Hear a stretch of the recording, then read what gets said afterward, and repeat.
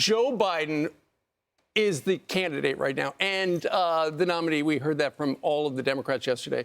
Donald Trump wants to make sure in November it is against Joe Biden. But, you know, there's some doubt over the last 10 days or so. And I think that's one of the reasons why suddenly, out of nowhere, he's taking more shots at Kamala than he has in the past. Watch this.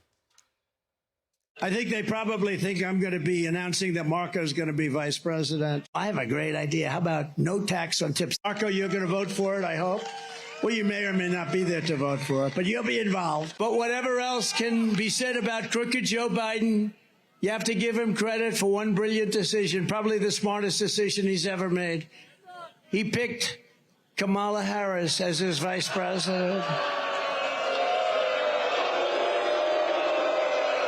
No, it was brilliant because it was an insurance policy, maybe the best insurance policy I've ever seen, Marco.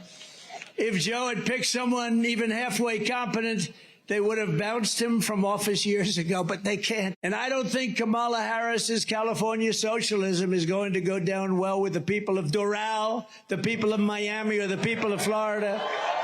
Because in Florida, we don't like socialism. We want our freedom, right? We want our freedom. As you know, they are all co-conspirators in the sinister plot to defraud the American public about the cognitive abilities of the man in the Oval Office. Sometimes he's there, not there often. Laughing Kamala, L-A-F-F-I-N apostrophe. Laughing. Laughing Kamala was in on it. So if I'm the Democrats, I'm not just worried because of Joe Biden's mental capacity and him being the nominee, but Donald Trump is having fun again. This is like 2016. He's laughing. So he's showing a different side of himself that the people kind of attract to. Meanwhile, while he was doing that, looks like VP Harris is meeting with LeBron and Steph Curry. I love them both. Incredible athletes. But if this is the way that they're going to shore up, I guess, trying to get black men, I don't think choosing the elites within our community is going to resonate with the people that are living paycheck to Well, paycheck. yeah, they're with the U.S. Olympic team, so she went through their practice. What bothers me most about Kamala Harris is her stand on crime. She was pro the George Floyd riot. She was for mass destruction. She was pro bailing them out. And now she is pro-Palestinian. Pro-Hamas. I understand the emotion behind it, she says yesterday on the anti-Israeli campus protesters. Really? Do you know that Iran is financing them? Yeah. Do you know that they're putting them up to that? That's a major You realize story. there's a good side and bad side. Do you know what you didn't say yesterday? And she's that, married to a guy that Russia just bombed a children's hospital in Ukraine. Where's the condemnation there? If that happened, if the Israelis do that in Gaza, that's a mistake. Right. If it had the Russians do it on purpose, that's the bullseye. Right. So you have an opportunity to say the right thing. What worries me most is what Joe Biden has done over the last 3.5 years, and Kamala Harris believes right now, and it's leaking out. So the top of the ticket. Disqualifying. Yeah, well, forget it. I mean, the competence, we're all caught up in the competence, and we should be. But I'm more worried about the policies and the beliefs. Right. Well, and the other thing I'm worried about is Ainsley has this heater on high. Right. Why would she have the heater on high? Hold I on. mean, I want to go outside. You're so heater right selfish. here. You're so It's up, but selfish. it's We're on in an high. air-conditioned room. It's pointed to me. All right, I'll turn it on low. I mean, do you believe Right this? here. There you go. Can you feel that, Carly? Carly and I are like, we get cold here. Yes, So, I love it. Carly, So why don't you can't do even headlines? concentrate. Carly, come anchor the show. Should I do headlines from where Brian's sitting?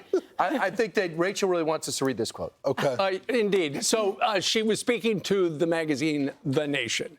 And essentially what she was doing was she was defending the anti-Israeli protests on campus. Keep in mind, these are protests that made a lot of Jewish students feel absolutely not wanted and unsafe on their campus. And our current vice president... And they weren't safe. Our current vice president said, of the Palestinian protesters, they are showing exactly what the human emotion should be as a response to Gaza. There are some things some of the protesters are saying that I absolutely reject some of the things. So I don't mean to wholesale endorse their points, but we have to navigate it. I understand the emotion behind it. So everything that her staff said, the people that left, that they leaked out, that said that she doesn't read the briefings is obviously true.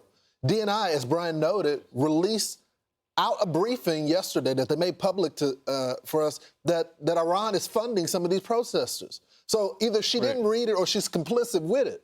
So we have outside number one state sponsor of terror influencing our young people, and this is the position that she takes? Why isn't she saying to Hamas, release the kidnapped, Right. the ones who've been kidnapped? Well, they right. were the ones who went into Israel on October 7th. They started all of this. So Israel responds, and they have a problem with it. Meanwhile, you're right, Brian. Ukraine responds when Russia invades them, and there's nothing out of Washington about that. They support that cause. Well, but when it comes to this and they see their polls dropping, or Right. they see people voting uncommitted, then they start to support the Palestinians. I don't think we should be surprised that she said this. Remember, it was in November of last year that we were talking about how there were White House sources that said that Kamala Harris was one of the people saying that the administration needed to get tougher with Israel. Yeah. So what she said to the nation is not surprising. So that they're slow-walking weapons to Ukraine, lengthening that war and causing more bloodshed. And they're not fully supporting Israel, lengthening that war and ultimately resulting in more bloodshed and more IDF dying because they have to deal with handcuffs. I love what Trump said.